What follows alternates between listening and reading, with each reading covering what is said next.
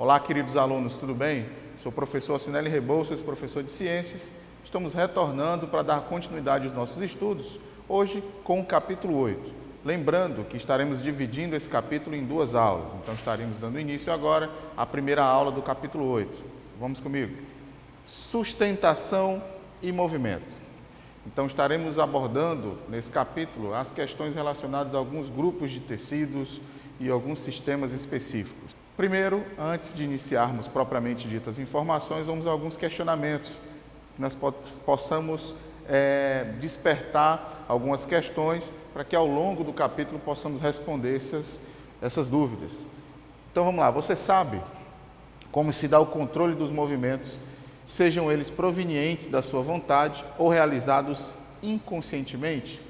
Então esses movimentos que acontecem voluntários ou involuntários, como é que acontecem, por que acontecem? Tem a ver com o sistema nervoso, que nós já estudamos, tem a ver com os grupos musculares que fazem a questão da contração. Então tudo isso estaremos vendo durante a execução desse capítulo. Os músculos de todas as partes do corpo possuem as mesmas características das estruturas e na função, ou seja, esses músculos têm as mesmas características relacionadas à estrutura e função, são todos iguais, tem diferenciação em relação à sua composição, à sua forma, à função em si. Estaremos também desvendando essas questões. Quais estruturas dão forma e sustentação ao corpo? Então, o que é que vai possibilitar que o nosso corpo tenha essa configuração, se movimente, proteja alguns órgãos? Então, tudo isso estaremos visualizando no capítulo 8, começando falando primeiro pelos efetores. Então, professor, o que são efetores? Os efetores são tecidos e órgãos que, comandados pelo sistema nervoso central, realizam respostas. Elas muitas vezes envolvem movimentos. Então, são estruturas do seu corpo que vai ser estimulado, ou seja, vão receber impulsos, receber ordens do sistema nervoso. Consequentemente, esse estímulo vai proporcionar um movimento, vai proporcionar uma ação. Então, temos aqui a representação dessa linda garotinha com a maçã na sua mão e a musculatura. No caso, nós temos musculatura por todo o seu braço e seu antebraço, na mão também, possibilitando que os movimentos sejam realizados. Na imagem dá para ver que os músculos do braço promovem o movimento de dobrar o cotovelo. Com esse movimento, o antebraço é levado para perto da boca. Os músculos da mão permitem segurar o alimento. Tais músculos são efetores. Então, todos esses músculos que foram citados nesse movimento são efetores, ou seja, eles recebem a informação do sistema nervoso central, consequentemente, realizam um movimento. Então, você tem essa resposta vinculada a esse estímulo. Lembrando, musculatura do braço, ao se contrair, o cotovelo, no caso, uma articulação, ele vai trazer o antebraço para mais próximo do rosto dela. E a musculatura da mão também, ao contrair, vai possibilitar esse movimento de segurar, de agarrar o objeto, no caso aqui representado por uma maçã. Isso você pode, de forma amplamente, exemplificar com todos os movimentos do seu corpo. Então, você tem essa característica muito presente. Os músculos. Falamos da questão dos efetores, que são essas estruturas, e os músculos são efetores. Vamos entender um pouquinho mais sobre essa estrutura. Falamos anteriormente em outros capítulos, inclusive os vídeos dos capítulos anteriores estão disponíveis na plataforma. Você pode assistir quantas vezes necessitar, parando, anotando as informações que o professor está passando. Então, você tem essa comodidade aí ao assistir dentro do seu lar. Então, lembrando sobre a questão dos músculos, as células musculares são as responsáveis pelos movimentos internos do corpo e pela locomoção. Então, essas células, que nós já falamos em capítulos anteriores, até revisando, falamos sobre a questão da organização, até chegar num organismo propriamente dito, ou seja, um corpo humano, ou um corpo de um animal de qualquer espécie que seja. Nós temos a questão das células, essas células agrupadas vão formar um tecido. Esse tecido agrupado vai formar um órgão, esse conjunto de órgãos formando um sistema, esse sistema formando um organismo. Então, essa sequência vai dar origem a esse organismo como um todo. Consequentemente, essas células aí, que são células musculares, vão formar esse órgão que seria o músculo responsável por esses movimentos, por essas contrações. As células musculares, chamadas de fibras musculares, fazem parte dos efetores do corpo. Elas executam várias respostas conforme as informações percebidas e processadas pelo sistema nervoso central. Então, como eu já disse anteriormente, essas células são efetores, ou seja, recebem essa informação nervosa, consequentemente vão fazer as contrações e vão possibilitar o movimento do corpo, a contração de algum órgão específico, entre outras características e funções. E as fibras musculares são células alongadas que podem ter mais de um núcleo. Então, é a questão da própria estrutura.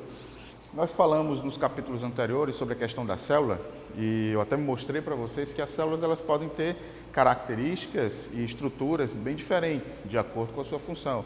Um exemplo, você pode ter células mais alongadas, no caso formando essas fibras musculares, no caso do tecido muscular em si. Você pode ter uma célula com uma característica mais arredondada, dependendo da sua estrutura, se é uma célula epitelial, se é a célula do tecido conjuntivo. As células podem exercer também várias funções diferentes, como a questão de liberar substâncias, como as glândulas do nosso corpo que vão liberar suor, vão liberar as lágrimas, são exemplos também. Células responsáveis por absorção, como as células estão presentes no interior do nosso intestino, principalmente no intestino delgado, que tem essa função de absorção, células que vão fazer um processo de revestimento, tanto na parte externa, no caso da nossa pele, quanto também na parte interna de órgãos ocos, como o nosso estômago. Então, nós temos vários tipos de célula, cada um com funções específicas e formas também diferenciadas. No corpo humano, podemos encontrar 3 tipos de músculos.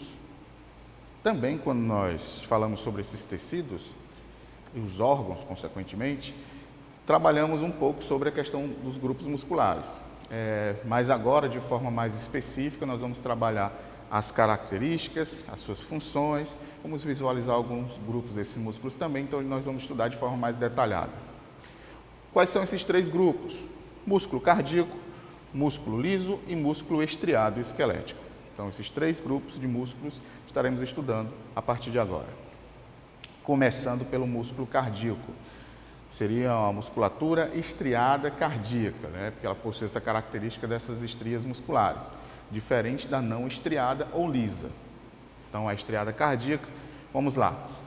Temos o representante em si, no caso o músculo cardíaco, ou seja, o coração, que é um órgão oco, responsável por receber o sangue no seu interior, onde vai encontrar, no caso, falando do coração humano, 4 cavidades, 2 átrios, 2 ventrículos, que vão contrair e relaxar de forma compassada, possibilitando levar esse sangue para todo o corpo. Lembrando que o sangue também é um tipo de tecido, é um tecido líquido que nós possuímos no nosso corpo, que vai possibilitar levar uma série de substâncias. Então, eles transportam muitas substâncias, assim como os gases, também nutrientes, para nutrir todas as células.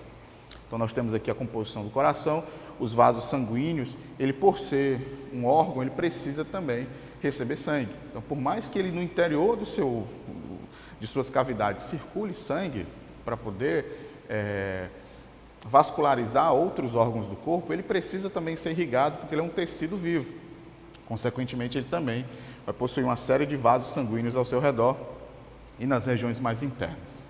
Aqui nós temos a composição especificamente dessas células, Então, nós temos aqui os núcleos das células, ligações entre as células, ou seja, as fibras. Aqui uma visão através de um microscópio e aqui uma representação através de computação gráfica. Então, você consegue visualizar aí as duas informações, no caso, a mesma estrutura, porém de 2 formas diferentes. Vamos à questão das características. O coração é um órgão muscular. Eu já disse, ele vai impulsionar o sangue, ele tem necessidade dessa musculatura. A malha formada pela organização das fibras musculares cardíacas é a forte união entre as células fazem com que esse tecido seja resistente. Então, ele tem uma necessidade de ter uma composição bem firme. O músculo cardíaco ele está sempre exercendo uma pressão muito grande, principalmente nas cavidades inferiores, nos ventrículos. As paredes dessas cavidades são bem espessas, ou seja, bem grossas, porque ele necessita de uma pressão muito grande para poder impulsionar o sangue para levar esses nutrientes para o corpo todo. Então, é necessário realmente uma musculatura bem reforçada. Então, essas fibras musculares possibilitam justamente essa configuração. Contrações fortes, rápidas e involuntárias. Vamos lá. Então, nós temos uma primeira característica que, no caso, relacionado à contração. Então, é uma contração involuntária.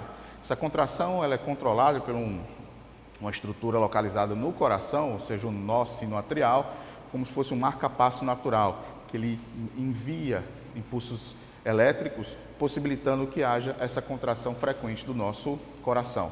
E nós, obviamente, não controlamos essa contração.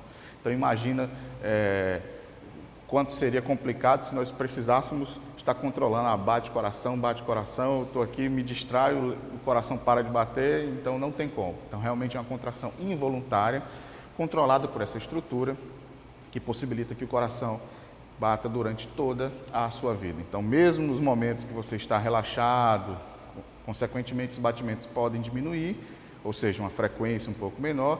Quando você está mais agitado, vamos dar um exemplo, você vai jogar bola, você precisa de muita energia. Então, as pernas estão sendo movimentadas constantemente. Você precisa de um fluxo maior de sangue naquela região. Consequentemente, o coração vai bater mais forte, ou seja, você aumenta a sua frequência cardíaca. Então, isso que explica esse aumento ou redução dos batimentos cardíacos. O marca-passo, como eu falei anteriormente, são fibras musculares especializadas que vão formar essa estrutura chamada de nó sinoatrial. E o tronco encefálico regula os ritmos do batimento cardíaco. Então, a região lá no nosso encéfalo, que nós já estudamos também no sistema nervoso central, que vai controlar o batimento do coração. Falamos então da musculatura estriada cardíaca. Vamos agora para músculos lisos, ou seja, musculatura não estriada ou lisa. Por que ele tem esse nome? Justamente porque ele não vai possuir essa característica das estrias. Temos, um exemplo, a grande maioria dos órgãos. Então, os órgãos, de forma geral, eles têm essa composição de uma musculatura lisa. Você pode perceber da mesma forma. Nós temos aqui uma representação gráfica através de computação, um desenho, e aqui uma imagem realmente real de um microscópio, onde você consegue perceber os núcleos daquela célula. Contração lenta, prolongada e involuntária. Então, ao contrário do coração, que você tem uma contração involuntária, porém mais forte, porque necessita de um impulso maior para impulsionar aquele sangue para circular ao redor do corpo todo, ou seja, pelo corpo todo. Nós temos aqui uma contração lenta e prolongada. Então, ela também, contração mais lenta, possibilitando com que os órgãos realizem esse pequeno movimento que é necessário. Vamos dar um exemplo do nosso sistema digestório. Então, desde o início aqui, quando você faz a deglutição, você já tem os movimentos peristálticos, ou seja, que impulsionam aquele alimento até o término do seu sistema digestório. Então, essas contrações são lentas e vão durante todo o seu trato digestório. E involuntária também, você não precisa estar lembrando ou estimulando essa contração. As células musculares lisas possuem um só núcleo e são mais afiladas nas extremidades. Então, ela tem essa característica de ser mais fininhas nas pontas, nas extremidades, e um núcleo só, diferente das outras que vão possuir dois. Esse tipo de tecido está presente nas paredes dos vasos sanguíneos, nas paredes do estômago, do esôfago, bexiga urinária e também no útero. Então, vamos formar aí o interior desses órgãos. Músculo esquelético. Músculo esquelético também é uma musculatura estriada, esquelética. Professor, por que esquelético? Olha a dica. Cardíaco, você vai lembrar do coração.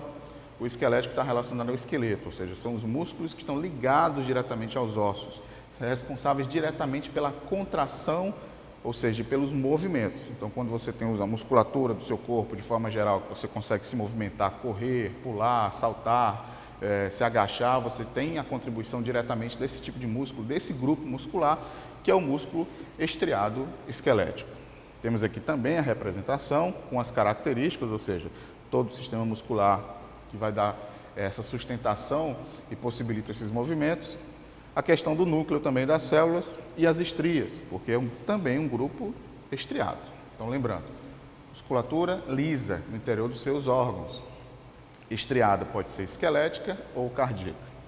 Eles executam movimentos voluntários, rápidos e fortes. Então, contrário aos outros dois grupos musculares, que eram contrações involuntárias, você já tem uma contração voluntária. Ou seja, você consegue controlar. Eu estou aqui pensando, vou controlar aqui a contração do meu bíceps, contrair, meu antebraço subiu. Ou seja, esse passador aqui dos slides vão ficar mais próximo. Se eu preciso que ele relaxe, eu controlo aqui o relaxamento, vou contrair o tríceps e o bíceps em si relaxa. Então, nós temos a ação também aqui de músculos antagônicos, enquanto uns se contraem, outros se relaxam, fazendo esse movimento. São músculos associados à respiração. Além disso, controlam os olhos. Então, você também tem esse controle aqui do globo ocular, possibilitado também por conta dessa musculatura esquelética. O músculo esquelético é formado por milhares de células, fibras musculares. E as fibras musculares esqueléticas possuem um citoplasma com aspecto listrado ou estriado. Por isso o nome de musculatura estriada esquelética. Controle dos movimentos musculares. Então vamos aí à parte do controle. Nós já falamos que está relacionado ao sistema nervoso. Então nós temos a representação do nosso sistema nervoso central, relembrando o encéfalo e a medula espinhal, e os nervos que estão na região periférica, ou seja, sistema nervoso periférico.